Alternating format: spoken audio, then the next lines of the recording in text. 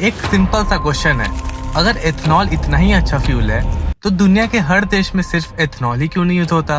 और अगर एथनॉल में इतने डिसएडवांटेजेस हैं तो इंडिया उसे पेट्रोल में मिक्स ही क्यों कर रहा है? सोशल मीडिया पर कुछ लोग कहते हैं कि एथनॉल फ्यूचर है, तो कुछ लोग कहते हैं कि ये इंजन्स को खराब कर देगा। तो सच क्या है?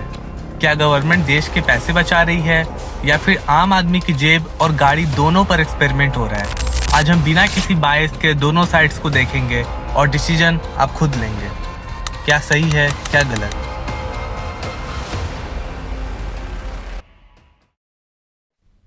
पार्ट 1, एथनॉल क्या है? सबसे पहले बेसिक्स को समझते हैं।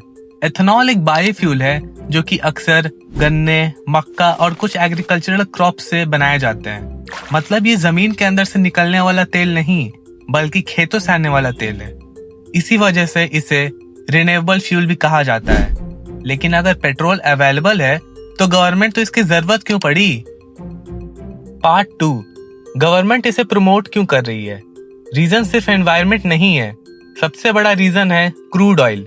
इंडिया अपनी जरूरत का बहुत बड़ा हिस्सा फॉरेन कंट्री से इंपोर्ट करता है और उसके लिए हर साल बिलियंस ऑफ डॉलर्स खर्च होते हैं।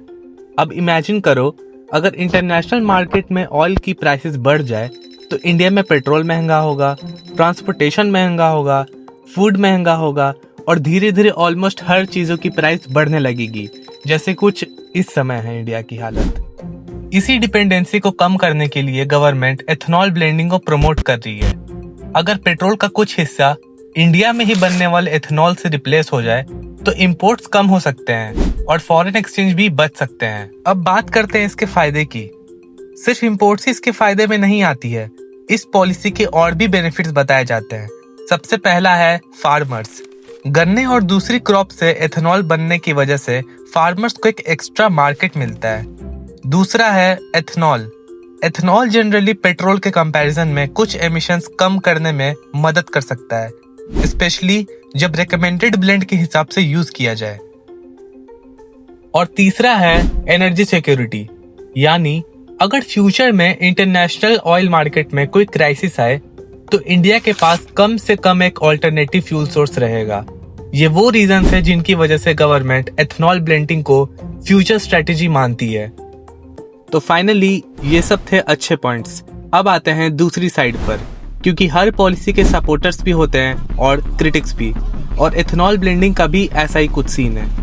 पार्ट 5, ग्राउंड रियलिटी क्या है? इंडिया में बहुत से व्हीकल ओनर्स का कहना है कि E20 पेट्रोल यूज करने के बाद उन्हें पहले के कंपैरिजन में माइलेज नहीं मिल रहा है। इसका एक साइंटिफिक रीजन भी है। एथनॉल में पेट्रोल के मुकाबले एनर्जी कम होती है, इसीलिए कुछ व्हीकल्स में फ्यूल एफिशिएंसी कम महसूस होती है। अब आते हैं दूसरी कंसर्न पे, जिससे बहुत से लोग रिलेट कर पाएंगे, पुरानी गाड़ियाँ। पुरानी गाड़ी है जिसका इंजन E20 के लिए नहीं बना है, उसमें काहे जबरदस्ती E20 वाला घुसवा रहे हो पेट्रोल? कम से कम ऑप्शन तो दो पब्लिक को ही जाके। हर व्हीकल E20 फ्यूल के लिए डिजाइन नहीं किया गया था। अगर किसी पुराने मॉडल में मैन्युफैक्चरर ने एथनॉल कंपैटिबल फ्यूल की रिकमेंडेशन नहीं दी है तो फ्यूल लाइंस, रबर सील्स या कुछ इंजन पार्ट्स पर एक्स्ट्रा स्ट्रेस पड़ता है। इसलिए मैन्युफैक्चरर्स के फ्यूल कंपैटिबिलिटी गाइडलाइंस देखना जरूरी है। और ये बात मैंने भी नोटिस की है कि पुरानी गाड़ियों को लेकर कोई बात ही नहीं कर रहा है। तीसरा कंसर्न है मेंटेनेंस का। कुछ मैकेनिक्स और व्हीकल ओनर्स का कहना है कि एथनॉल मॉइस्चर को अट्रैक्ट करता है।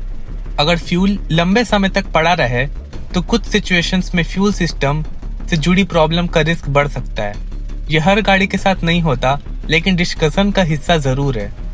और एक कंसर्न जो आम आदमी सीधा सीधा महसूस कर सकता है वो है माइलेज।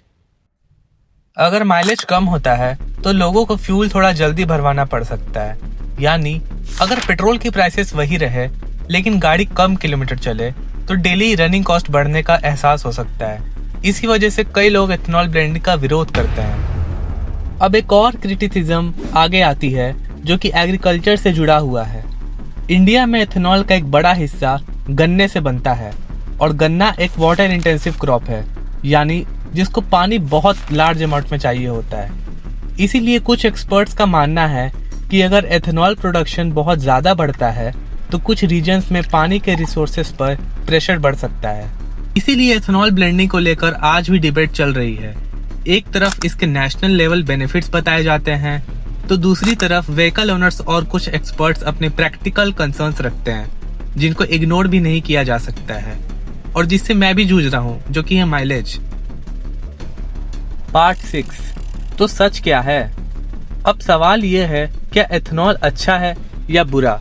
शायद इसका जवाब इतना सिंपल नहीं है।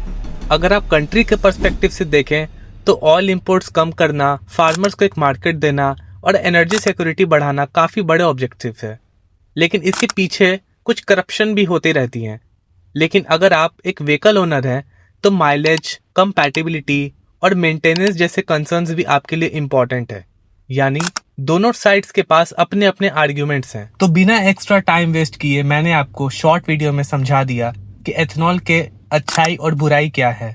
ऐसे ही और वीडियोस के लिए सब्सक्राइब कीजिएगा मुझे और लाइक और शेयर ज़रूर कीजिएगा, क्योंकि इसे बनाने में बहुत मेहनत लगती है, अच्छे से रिसर्च करनी पड़ती है क्या सही और क्या गलत।